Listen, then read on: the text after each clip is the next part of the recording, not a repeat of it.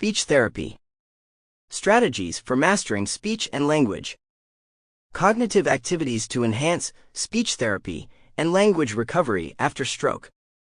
Christopher Alejo. Chapter 1. What are you talking about?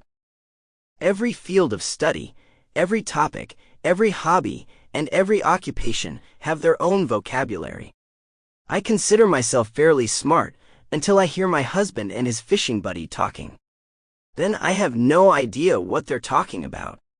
It's as if they're talking a foreign language. The field of communication is no different. So before we can get into the nitty-gritty of strategies to strengthen language skills, let's get a basic understanding of some of the concepts and language we'll be using.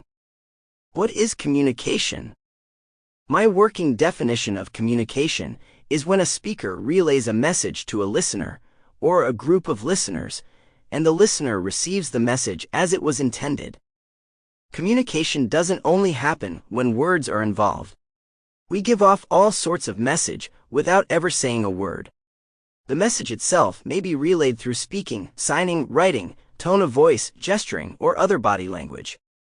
There are three elements of communication: the speaker or giver of the message, the listener or the receiver of the message, and the intended message.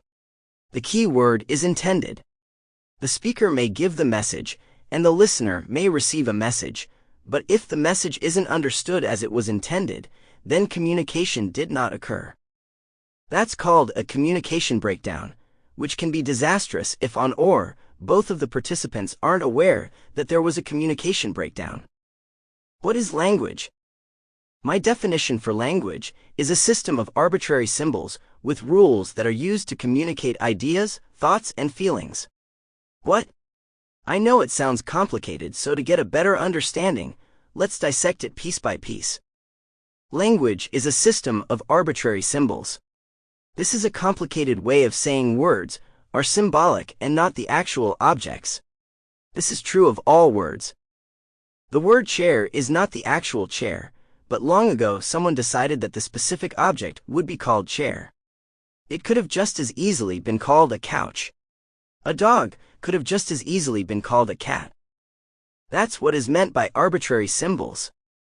It is only when a group of language users come to have a common understanding of the word dog as representing the animal with 4 legs and a tail and barks that it takes on that meaning.